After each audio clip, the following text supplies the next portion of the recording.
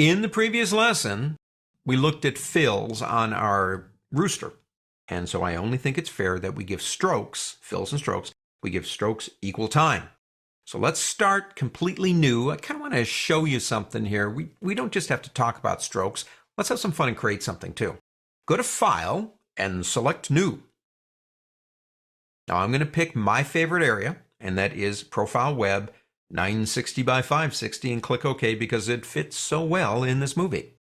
Come over here and pick up your ellipse tool. Now it's with all these tools over here. Draw me an ellipse like, I don't know, nice big elongated vertical shape, something like, about like that. Now, come over to your pen tool and go down to the Convert Anchor Point. We're going to have a whole chapter on the pen tool, but the Convert tool takes a round and converts it to a straight. So if I come down here and click on that point, voila, I now have a straight point down there. Next step, very, very important, got to take it carefully. Let's go back to our Direct Selection tool, not the group, Direct. Come over and click somewhere on the screen, deselects everything.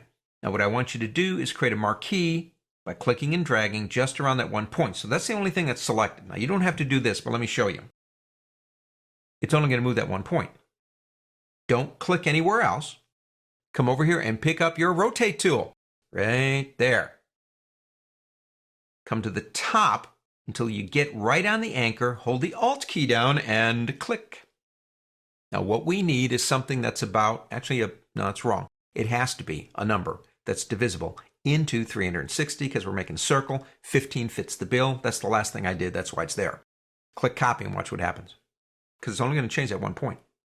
That's exactly what I want. Do not click anywhere else.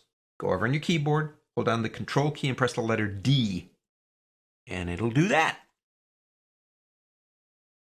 When you get back there, let go. Pick up your regular selection tool, the black one, and let's get rid of the one we started with. So we have, a really bad looking circular saw, a sun going nova, something. But these are separate pieces. Now, one more thing we have to do, actually two more.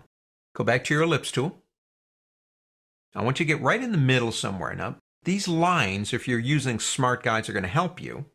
Try to get visually in the middle. It doesn't have to be exact, but get as close as you can. Hold down the Alt key and begin drawing.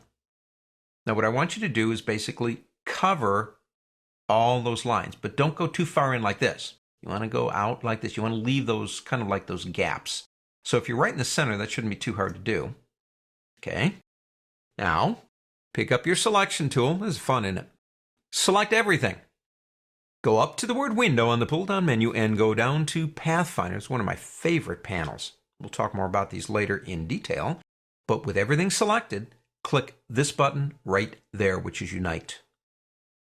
Now what you have, we can get rid of this, is one solid shape that was created out of a whole bunch of shapes using Unite in Pathfinder. Pretty cool.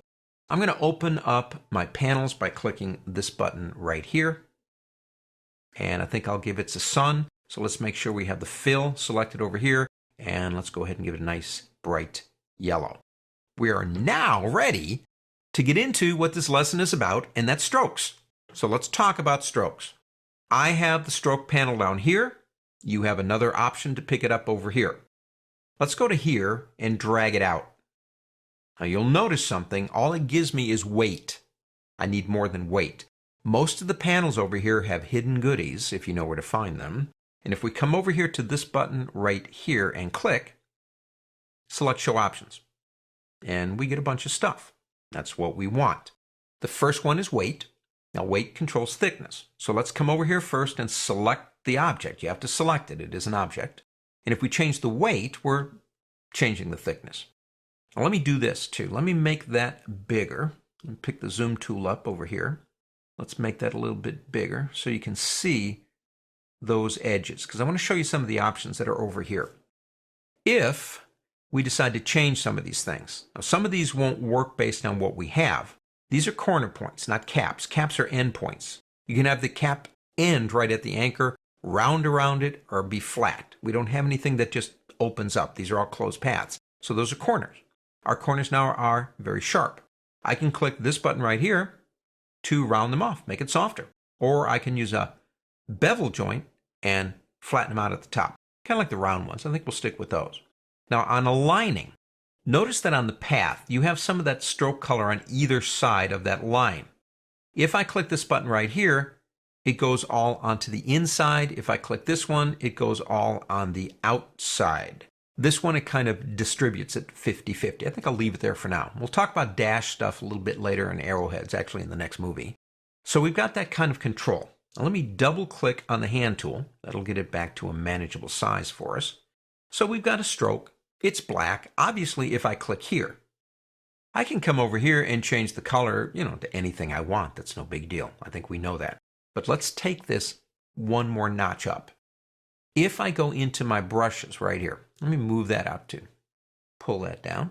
If I go into my libraries over here, go down to Bristle Brush Library. That's going to open up another one here, and that's fine. You have these bristle brushes, if you will, rounds and spotter, whatever. Let's make sure we have our item here selected and try one of these and see what we get.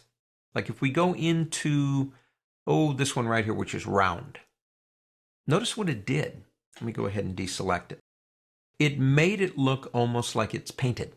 I'm not sure I really like that, but that's a different option than just having a stroke and maybe putting a dash line on the inside or outside of it.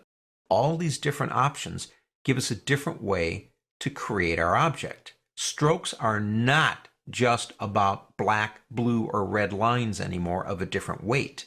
They are a very creative way to add a very professional touch to any Illustrator object. On to the next.